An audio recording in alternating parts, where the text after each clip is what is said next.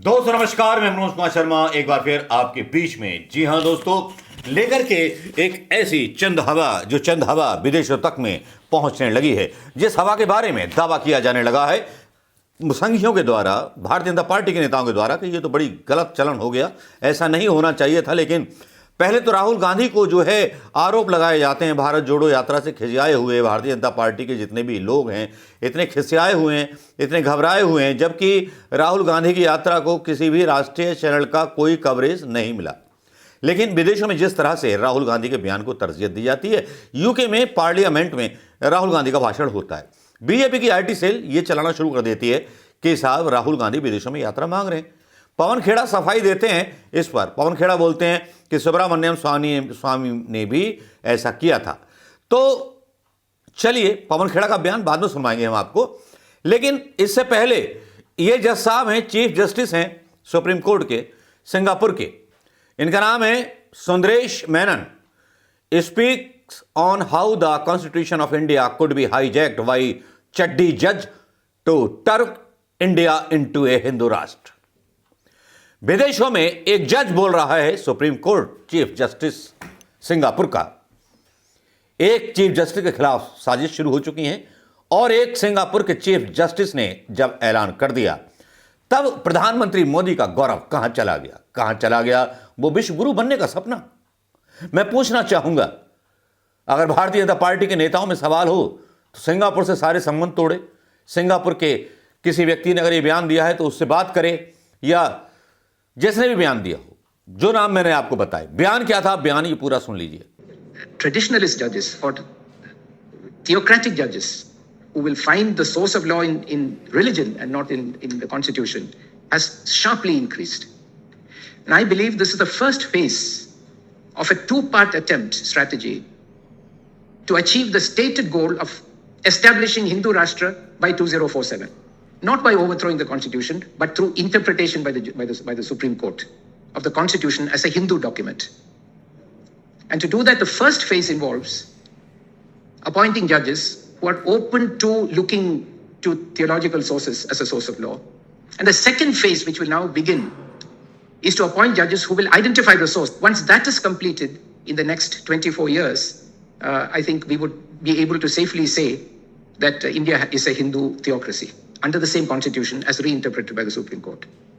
So the idea behind here is to hijack the judiciary and establish a Hindu theocracy. And I certainly do not want a voice personally, purely personally as a student of law, I do not want a law minister sitting in the collegium making sure that this agenda is fulfilled. My conclusion is that it will be very dangerous to give this government, whose explicit mission is to overthrow the present republic and establish a Hindu Rashtra, any role in judicial appointments. We must preserve and protect the collegium because that is our best hope for now, under the present circumstances. This is not the time to hand over any power or role in judicial appointments into a government that is bent upon destroying the constitutional mission.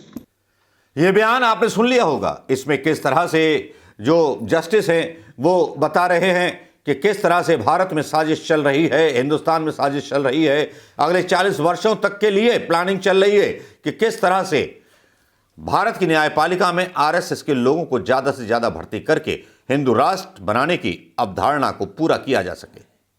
जब बाहर के देश ये बात जान रहे हैं, बाहर के देशों में इतनी बदनामी हो रही है, उसके बाद भी भारतीय जनता पार्टी के हमारे जिले इलाही शायद मीडिया की झूठी खबरों के बीच छुप जाना चाहते हैं। मीडिया की झूठी खबरों के बीच छुप जाना चाहते हैं अदानी स्कैम से। मीडिया की झूठी खबरों के बीच छुप जाना चाहते हैं पीएम केयर फंड घोटाले से। पीएम साहब की जो जिम्मेवारी थी उसको पूरी नहीं करते, लाग लपेट करके राहुल गांधी पर ठोक देते हैं।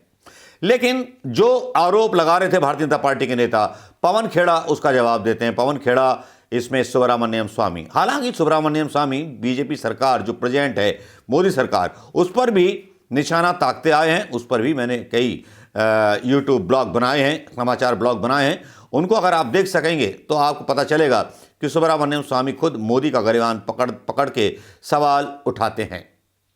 लेकिन यहां सुनिए पवन खेड़ा को कि पवन खेड़ा ने कल क्या बोला था, परसों क्या बोला था, और पवन खेड़ा ट्रेंड होते रहे थे। पहला पक्ष इस खबर का यह था कि विदेश में सिंगापुर की धरती पर एक चीफ जस्टिस का बयान आता है जो भारतीय जनता पार्टी के चेहरे पर सीधे सीधे तमाचा मारता है और नकाब उतार देता है हमारे देश की न्यायपालिका को। यह कितनी शर्मनाक बात है। और जो जज इसको सही पटरी पर लाना चाहते हैं उसके खिलाफ जो है बार एसोसिएशन में हड़ताल जैसी कुछ चीजें चुन ली जाती हैं। लेकिन पवन खेड़ा ने क्या बोला ये सुन लीजिए। अरे राहुल गांधी जी ने विदेश की धरती पे बोल दिया। साहब, जब प्रधानमंत्री चीन को क्लीन चिट देते हैं ना, वो देश की धरती पर ही देते हैं, लेकिन पूरा विश्व देखता है उस बात को। जब आप बीबीसी पर रेड डालते हैं ना, तो ऐसा नहीं कि लंदन को मालूम नहीं पड़ता, वो खबर भी पूरे विश्व में जाती है कि आप क्या कर रहे हैं यहां। जब आप जर्नलिस्ट को दबाते हैं, रेड डालते हैं, अरेस्ट करते हैं, लोगों को जहाज से उतारते हैं, वो पूरा विश्व देखता है। वो ऐसा नहीं कि आपने देश की धरती पर कर दिया तो देश की धरती को ही मालूम पड़ा और बाकियों को नहीं मालूम पड़ा। ये 17वीं शताब्दी नहीं है। रही बात राहुल गांधी जी की वक्तव्य की, तो उन्होंने तो बड़ा स्पष्ट वक्तव्य दिया है कि 140 करोड़ की हमारी हिंदुस्तान की जनता सक्षम है इन चुनौतियों का मुकाबला करने। वो चुनौतियां जो आप लोकतंत्र के सामने ला रहे हैं, हम सक्षम हैं।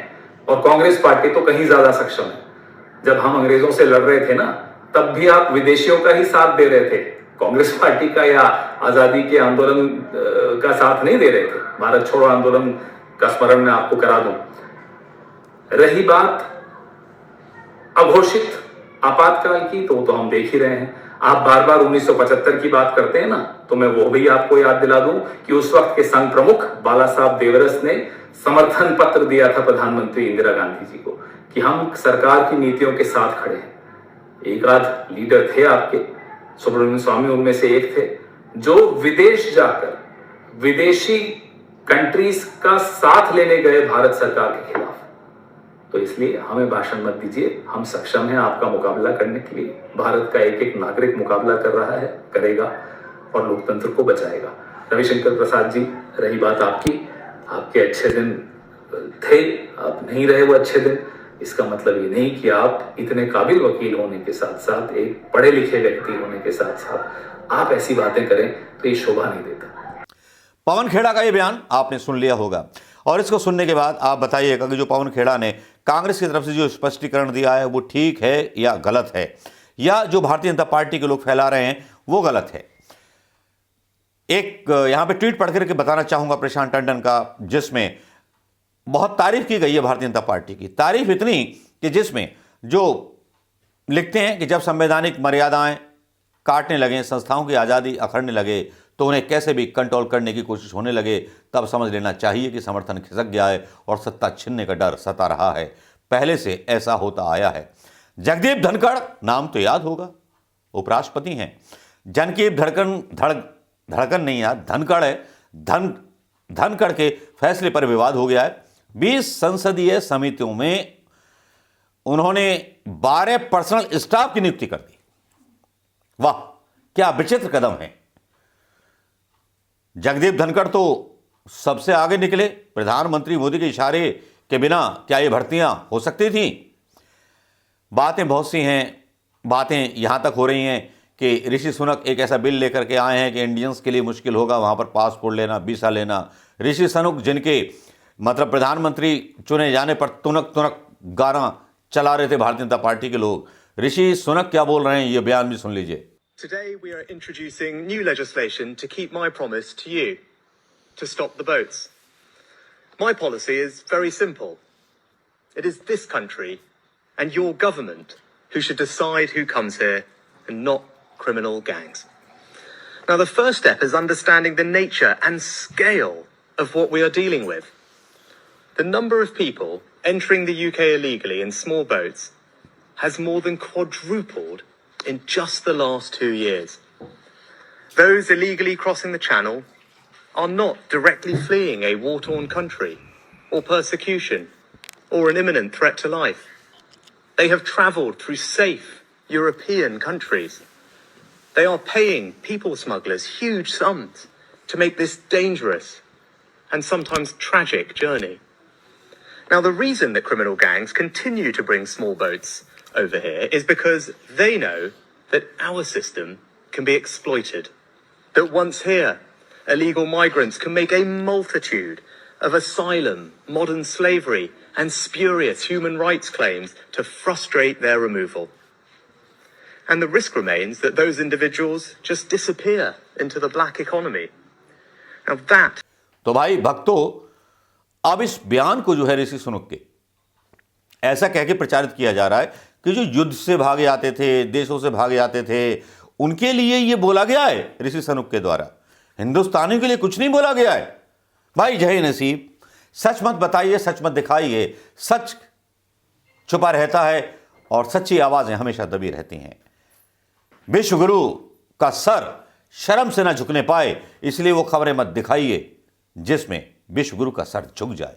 भले ही सिंगापुर में एक जज जो है बेइज्जती कर दे हिंदुस्तान की न्यायपालिका की नियुक्ति पर। वाह! राहुल गांधी की छोड़िए, अपनी संभालिए। नेपाल में रुपया गिर गया है, करेंसी चल नहीं रही, उसको संभालिए। भगत सिंह ने बोला था पगड़ी संभाल जट्टा। मैं प्रधानमंत्री मोदी से बोलता हूं, मुद्रा संभाल जिले लाई, कहीं देर ना हो जाए, कहीं देर ना हो जाए। अदानी की 16 कंपनियां अचानक से बंद हो गई हैं, यह भी खबर आ रही है। उस पर भी अलग से वीडियो बन सकता है, बनाएंगे भी, रिसर्च कर रहे हैं उस पर।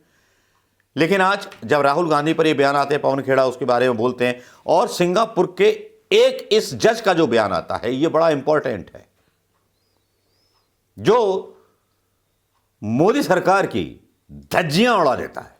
नमस्कार, जय हिंद दोस्तों।